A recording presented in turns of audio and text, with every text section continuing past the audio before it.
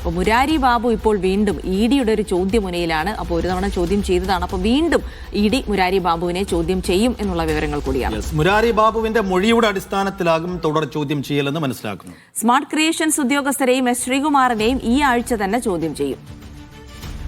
Nitin Xavier ഉണ്ട് വിവരങ്ങൾ നൽകാനായി. നിതിൻ, അപ്പോൾ ഈ സ്വർണ്ണക്കൊള്ളയുമായി ബന്ധപ്പെട്ട കേസിൽ ആദ്യം ജാമ്യം തേടി പുറത്തിറങ്ങിയ ആളാണ് മുരാരി ബാബു. പക്ഷെ അതിനുശേഷം ഇഡിയുടെ അന്വേഷണത്തിലാണ് ഇപ്പോൾ മുരാരി ബാബു. നേരത്തെ വിശദമായ ഒരു ചോദ്യം ചെയ്യലൊക്കെ കഴിഞ്ഞതാണ്. പക്ഷെ ഇനിയും വീണ്ടും ചോദ്യം ചെയ്യും. ശ്രീകുമാർ അടക്കമുള്ള ആളുകളിലേക്ക് ചോദ്യമുന എത്തുന്നു പറയുമ്പോൾ സാമ്പത്തിക ഇടപാട് തന്നെയാണ് ഇഡി പ്രധാനമായും അന്വേഷിക്കുന്നത്. അപ്പോൾ നേരത്തെ ചോദ്യം ചെയ്തതിൽ നിന്നുള്ള കൂടുതൽ വ്യക്തത തേടിയാണോ വീണ്ടും ഒരു ചോദ്യം ചെയ്യൽ ഉണ്ടാവുക? ഇഡിയുടെ അന്വേഷണത്തിൽ നിർണായകമായ കണ്ടെത്തലുകളുണ്ടോ? എന്താണ് വിവരങ്ങൾ നിതിൻ?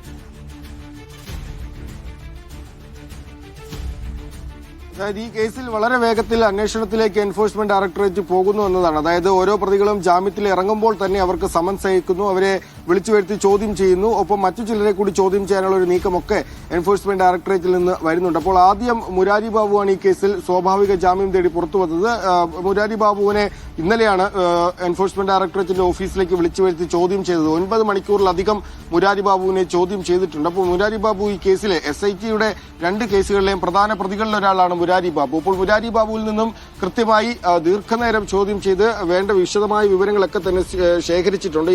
ഈ കഴിഞ്ഞ ദിവസം മുരാരി ബാബു നൽകിയ മൊഴി അത് പരിശോധിച്ച ശേഷമായിരിക്കും അതിന്റെ അടിസ്ഥാനത്തിൽ വീണ്ടും മുരാരി ബാബുവിനെ ചോദ്യം ചെയ്യാനായി വിളിപ്പിക്കുക. ഒപ്പം തന്നെ സ്മാർട്ട് ക്രിയേഷൻസിലെ ഉദ്യോഗസ്ഥരെ എൻഫോഴ്സ്മെന്റ് ഡയറക്ടറേറ്റ് ചോദ്യം ചെയ്യാനായി വിളിപ്പിച്ചിട്ടുണ്ട്. ഇന്ന് ഹാജരാകാനാണ് അവരോട് പറഞ്ഞിട്ടുള്ളത്. അവർ ഇന്ന് ഹാജരാകുമെന്ന് തന്നെയാണ് ഈ നിലവിൽ പ്രതീക്ഷിക്കുന്നത്.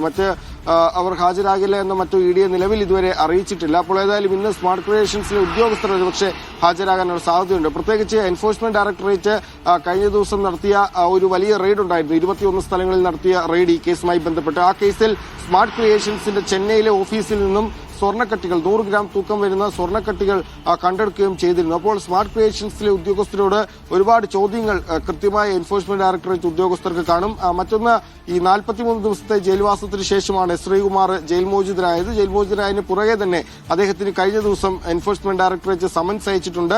ഈ സമൻസിന്റെ അടിസ്ഥാനത്തിൽ ഈ ആഴ്ച തന്നെ ചോദ്യം ചെയ്യലിന് ഹാജരാകണമെന്നാണ് എൻഫോഴ്സ്മെന്റ് ഡയറക്ടറേറ്റ് ശ്രീകുമാറിനോട് ആവശ്യപ്പെട്ടിരിക്കുന്നത്. അങ്ങനെ ജയിലിൽ നിന്ന് പുറത്തിറങ്ങുന്നത് ഇനിയിപ്പോൾ മറ്റു പ്രതികൾ ജയിലിൽ നിന്ന് പുറത്തിറങ്ങുന്നതിനും അവർക്കൊക്കെ തന്നെ നോട്ടീസ് അയക്കാനാണ് തീരുമാനിച്ചിരിക്കുന്നത്. പ്രത്യേകിച്ച് ഉണ്ണികൃഷ്ണൻ പോറ്റി അടക്കമുള്ളവർ സ്വാഭാവിക ജാമ്യം നേടി പുറത്തു വരുമെന്ന് എൻഫോഴ്സ്മെന്റ് ഡയറക്ടറേറ്റിന് കൃത്യമായി അറിയാം. അപ്പോൾ അങ്ങനെ നേരിട്ട് നോട്ടീസ് കൈമാറിയാൽ മതി എന്നാണ് തീരുമാനം.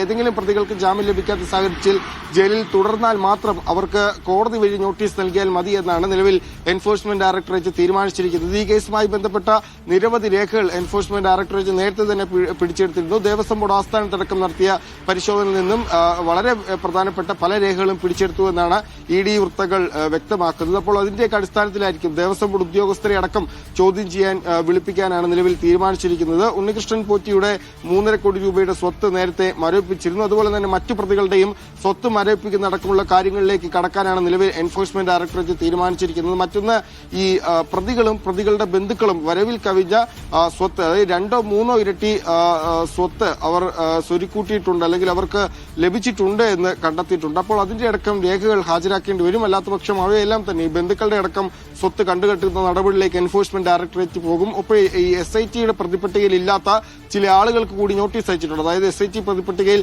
13 പേരാണ് ഉള്ളതെങ്കിൽ എൻഫോഴ്സ്മെന്റ് ഡയറക്ടറേറ്റ് കൂടുതൽ ആളുകളെ ഈ കേസിൽ പ്രതികളാക്കാൻ ഒരുങ്ങുന്നുവെന്നാണ് വിവരം. കള്ളപ്പണം PMLA നിയമവുമായി ബന്ധപ്പെട്ട കുറ്റകൃത്യങ്ങളാണ് എൻഫോഴ്സ്മെന്റ് ഡയറക്ടറേറ്റ് അന്വേഷിക്കുന്നത്. ഒപ്പം തന്നെ ശബരിമലയിലെ ദേവസ്വം ബോർഡിലടക്കം നടത്തിയ പരിശോധനയിൽ മറ്റ് ചില ക്രമക്കേടുകൾ കൂടി കണ്ടെത്തിയിട്ടുണ്ട്. അതും എൻഫോഴ്സ്മെന്റ് ഡയറക്ടറേറ്റ് അന്വേഷിക്കും.